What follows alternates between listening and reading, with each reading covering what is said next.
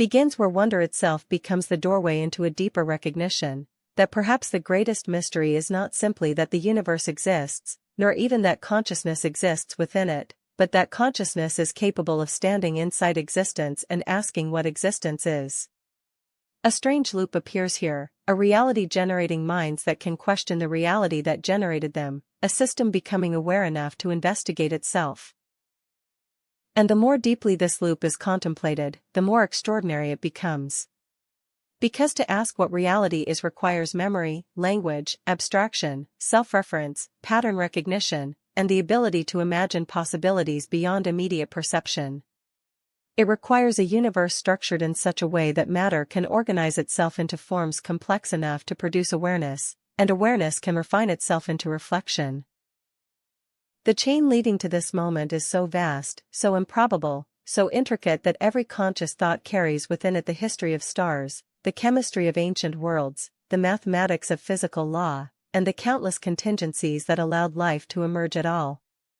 And yet, for all this complexity, the deepest fact remains astonishingly simple: there is experience. There is knowing. There is the undeniable presence of appearance. Before any scientific model, before any philosophy, before any theology, there is the raw fact that something is being experienced. That fact is prior to every explanation because every explanation must appear within it. This means consciousness is not merely one object among many within experience. It is the condition through which all objects are ever known. Everything else may be doubted, modeled, theorized, or revised. But the immediate fact of experiencing cannot be bypassed, because even doubt occurs within experience. And this raises a profound possibility: perhaps consciousness is not simply an accidental byproduct of reality, but one of its most fundamental revelations. Not necessarily the source of the universe, not necessarily separate from matter, but perhaps one of the deepest expressions of what reality is capable of. A universe that can produce awareness is a universe that has crossed an extraordinary threshold, matter no longer merely existing, but existing in such a way that existence can be known. And if existence can know itself, then every conscious being becomes more than an isolated organism. Each becomes a locus through which reality reflects upon itself. Each mind becomes a temporary window through which the cosmos looks inward. This does not elevate humanity above everything else in a simplistic way. It does not imply superiority over the rest of existence. Rather, it reveals continuity, that human consciousness is not outside nature, but one of nature's most intricate expressions. We are not separate from the cosmos studying it from beyond. We are the cosmos studying itself from within its own unfolding. And when this is felt deeply, not merely understood intellectually but recognized existentially, it transforms the significance of being alive. Ordinary existence becomes participation in a cosmic event far stranger than habit allows us to notice. Every perception, every thought, every act of wonder becomes part of reality's self-revelation. To look at the night sky is not merely for a human to observe stars.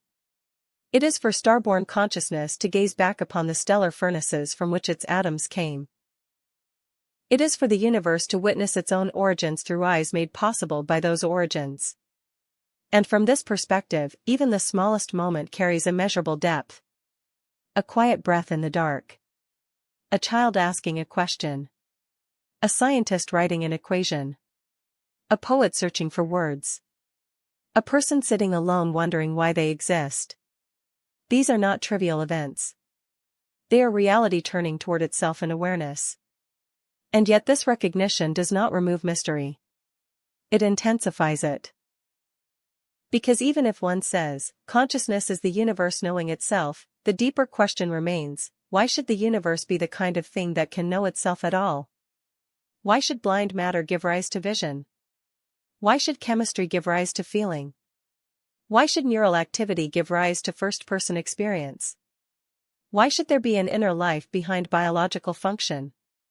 No explanation has yet dissolved this mystery completely. Mechanisms may describe correlation.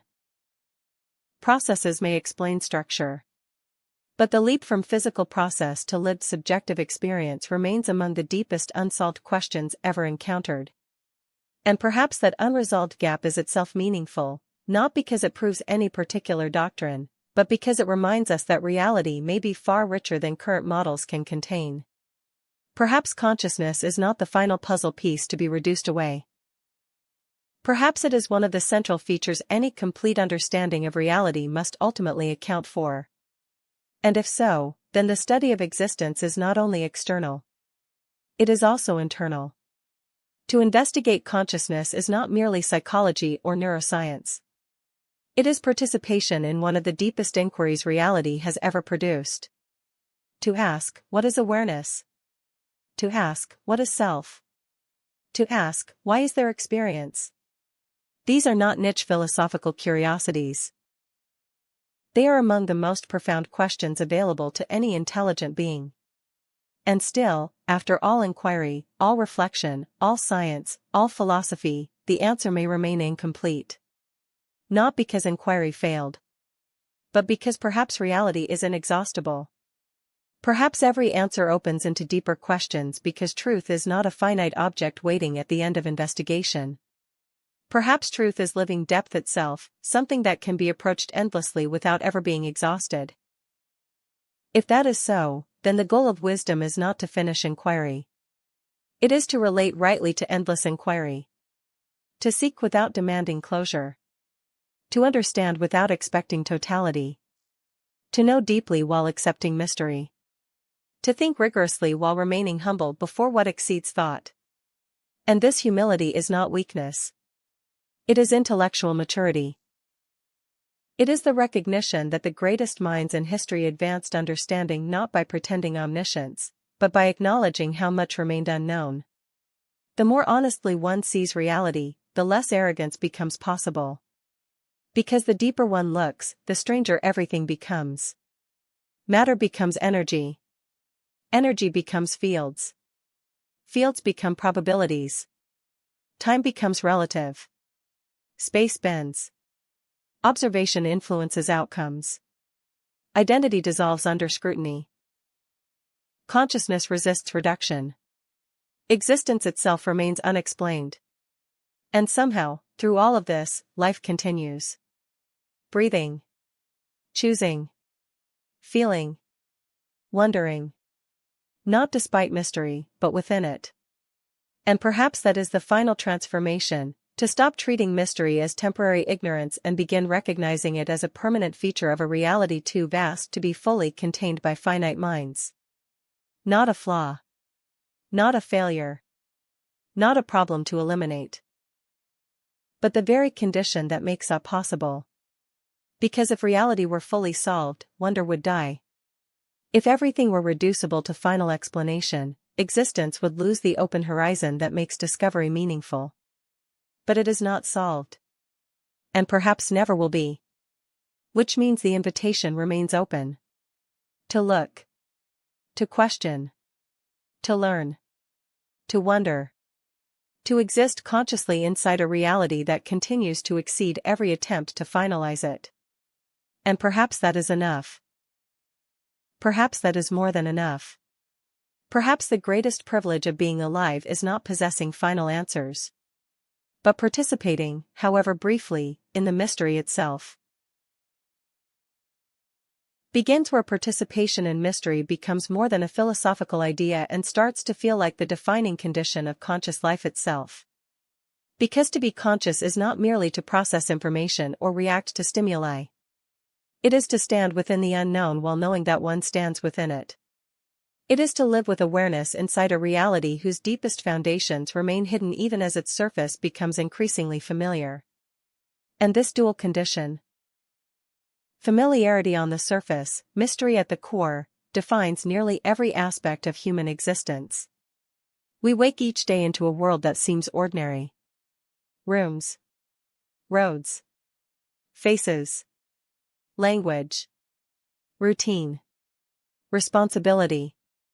And yet beneath every ordinary appearance lies a depth almost impossible to comprehend. The ground beneath your feet is a planet spinning through empty space at extraordinary speed. That planet circles a star burning with ancient fusion. That star moves through a galaxy of hundreds of billions of others. That galaxy drifts through a universe whose scale surpasses ordinary imagination. And all of it exists within a reality whose origin remains unresolved. Still deeper, the body you call your own is made of cells, those cells of molecules, those molecules of atoms, those atoms of quantum fields behaving in ways no everyday intuition could predict. And deeper still, within that body, electrochemical processes generate memory, emotion, thought, identity, and somehow, subjective awareness. A universe of staggering scale outside. A universe of staggering complexity inside. And between them, the fragile miracle of conscious life. To exist as a human being, then, is to occupy a threshold. Suspended between the infinitely large and the infinitely small, between cosmic scale and interior subjectivity, between physical law and felt experience, between what can be measured and what can only be lived. And perhaps this threshold is precisely what gives human existence its unique intensity. Because we are aware enough to perceive beauty, but finite enough to lose it. Aware enough to love, but mortal enough to grieve. Aware enough to imagine eternity, but temporary enough to know time is limited. This creates a tension at the center of conscious life, the collision between infinite longing and finite existence. Human beings often sense more than life seems able to contain. We long for permanence in a world of change. We seek certainty in a reality of uncertainty. We desire lasting meaning in a life marked by impermanence. And yet perhaps this tension is not a flaw in consciousness. Perhaps it is one of its defining features. Because longing itself may be part of what drives depth. The fact that we can imagine more than we can possess is what pushes thought beyond survival into philosophy, beyond function into art, beyond instinct into transcendence. Our incompleteness may be inseparable from our greatness. A being fully satisfied by mere survival would never write symphonies, would never build telescopes, would never ask metaphysical questions, would never sacrifice comfort for truth, or certainty for wonder. The very restlessness of the human spirit may be the engine of its highest achievements. And yet, restlessness can also become suffering when it forgets proportion, when longing for more turns into inability to inhabit what is. So the challenge of conscious life may not be to eliminate longing, but to hold it wisely, to remain open to transcendence without becoming incapable of presence. To seek growth without rejecting what already is, to aspire beyond current limits without treating present existence as insufficient. This balance is delicate. Too little longing, and life becomes stagnant. Too much longing, and life becomes endless dissatisfaction. Wisdom may lie in learning how to live within the tension, to strive while resting, to seek while appreciating, to question while accepting. Because the truth may be that human life is not designed for final resolution. It may be designed for dynamic participation, an ongoing dance between knowing and not knowing, between becoming and being, between transcendence and immediacy. And if that is true, then peace is not found in escaping the tension, but in learning to inhabit it consciously. To know life is temporary and love it anyway. To know certainty is limited and think deeply anyway. To know loss is inevitable and care fully anyway. To know mystery remains and inquire anyway. This is not resignation. It is courage. Because courage is not certainty. Courage is movement without certainty. Action in the presence of unknowns. Commitment despite incompleteness. And perhaps that is what makes human existence so compelling, not that we have transcended mystery, but that we continue living, loving, building, learning, and creating within mystery. Civilizations rise inside uncertainty. Science advances without final guarantees. Art emerges from minds that know they will die. Love is given despite impermanence. Hope persists despite fragility. Again and again, human beings act as if life matters even when unable to prove its ultimate meaning conclusively. And perhaps that instinct itself reveals something essential. Perhaps meaning is not always discovered as external fact. Perhaps much of meaning is enacted, brought forth through relationship, through creation, through commitment, through conscious participation. Perhaps the question is not only, what is the meaning of life, but also, what meaning does life become through how it is lived? In that framing, meaning is not merely found. It is embodied. It appears in the way one loves, in the integrity with which one acts, in the truth one is willing to seek, in the beauty one creates, in the suffering one transforms into wisdom, in the presence one brings to fleeting moments. A finite life need not be infinite to matter. Its very finitude may intensify its significance. A song is not diminished because it ends. A sunset is not meaningless because it fades. A life is not worthless because it is temporary. Sometimes transience is what gives beauty its depth. And perhaps mortality itself, for all its pain, is part of what sharpens consciousness into urgency, what reminds us that this moment matters precisely because it will not last forever. So to awaken fully may not mean escaping human limitation. It may mean embracing it without despair. Seeing clearly the fragility of existence while still affirming its beauty. Knowing one cannot hold everything forever while loving deeply anyway. And in that affirmation, something profound occurs. The mystery is no longer merely observed. It is lived. Not from a distance. Not as abstraction.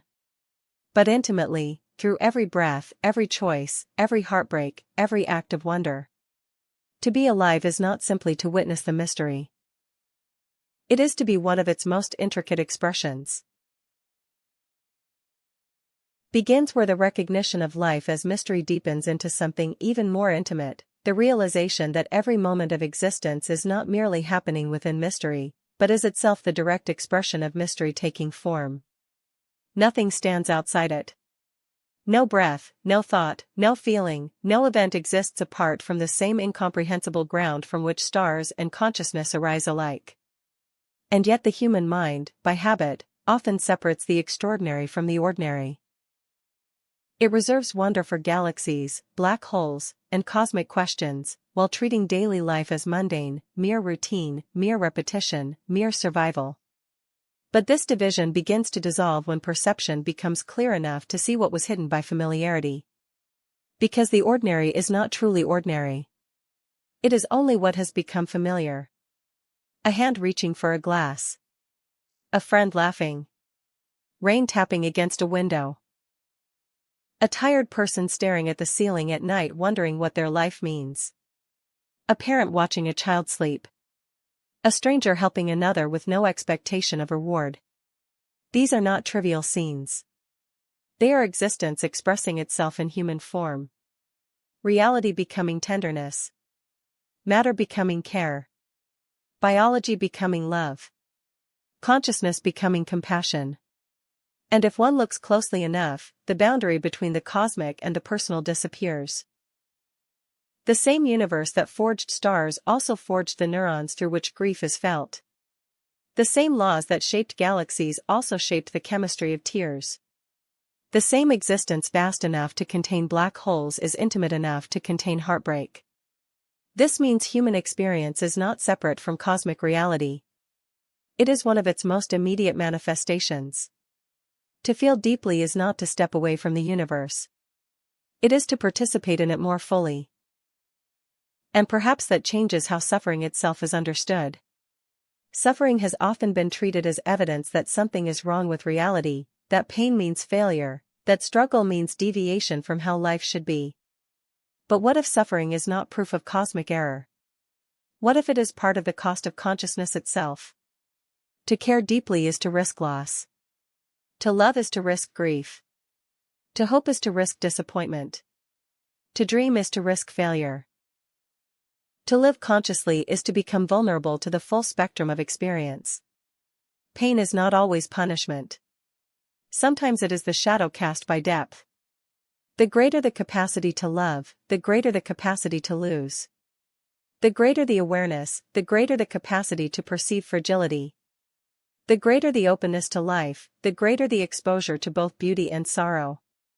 And yet, despite this, most people still choose to love. Still choose to care. Still choose to hope.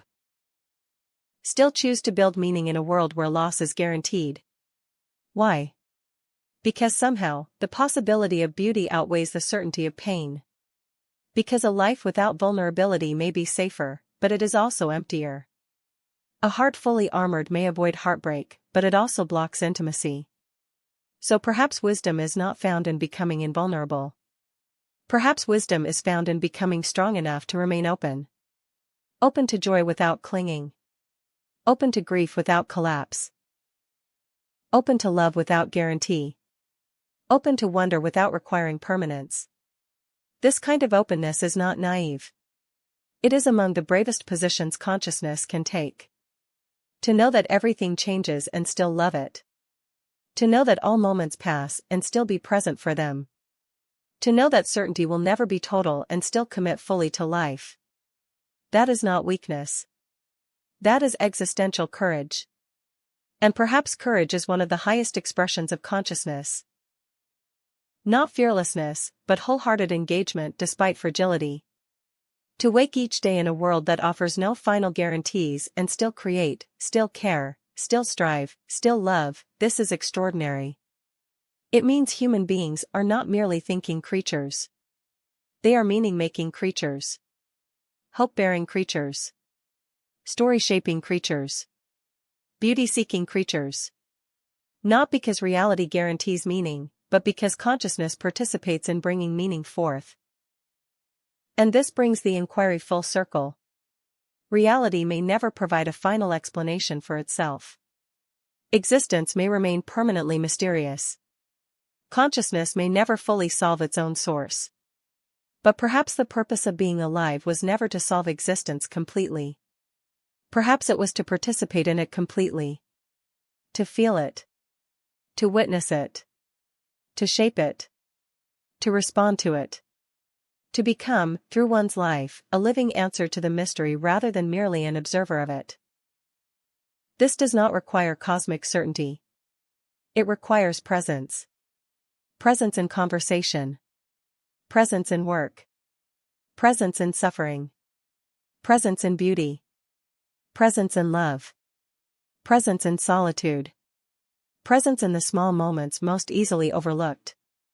Because if reality expresses itself through conscious life, then how one lives matters. Not because one action changes the entire cosmos, but because every action is the cosmos acting in one of its countless forms. Every kindness matters. Every truth spoken matters. Every beauty created matters. Every act of courage matters. Every moment of genuine presence matters. Not because they solve existence, but because they dignify participation in it. And maybe that is enough. Maybe that is more than enough. Maybe the deepest response to mystery is not endless analysis, but awakened participation. To live so fully, so honestly, so consciously, that one's life itself becomes a form of reverence for the fact that anything exists at all. And when seen from that perspective, the meaning of life may not be hidden in some distant abstraction. It may be found here, in the immediacy of being, in the courage to remain open, in the willingness to love what is fragile, and in the decision to meet existence fully while it is here. For this brief moment, against impossible odds, you are alive. And whatever reality ultimately is, whatever mysteries remain unresolved, that fact alone is astonishing beyond words. Begins where even astonishment itself matures, where wonder is no longer only the reaction of a mind confronted by mystery, but becomes a stable orientation toward existence. Not occasional amazement at rare moments, but a sustained recognition that being itself is extraordinary, even when wrapped in routine, even when hidden beneath repetition, even when obscured by stress, fatigue, and habit. Because the greatest illusion familiarity creates is not falsehood. It is forgetfulness. The forgetting of how strange all of this is. The forgetting that every normal day occurs inside an unfathomable universe. The forgetting that consciousness itself is one of the most improbable phenomena known. The forgetting that each ordinary moment is balanced on the edge of impossible contingency. You exist because countless conditions aligned. Stars had to form. Heavy elements had to emerge. Worlds had to stabilize. Life had to arise. Evolution had to proceed through unimaginable chains of chance and selection. Ancestors had to survive every danger in an unbroken line stretching backward through deep time. History had to unfold in precisely the ways that made this moment possible. And after all of that, after cosmic time, planetary formation, biological emergence, civilizational development, here you are. A conscious being reading words about consciousness, inside a universe old enough to produce galaxies, brief enough in your life that your entire existence may pass in less than a blink of cosmic time. And yet that brevity does not diminish your life. It intensifies it. Because what is brief can still be immeasurably meaningful. Sometimes precisely because it is brief. A rare flower blooming for one day is not less beautiful because it fades. A song lasting 3 minutes is not less moving because it ends. A life lasting decades is not less significant because it is finite. Impermanence is not the opposite of value. Often, it is the source of value. Things matter because they are fragile. Moments matter because they pass. People matter because they can be lost.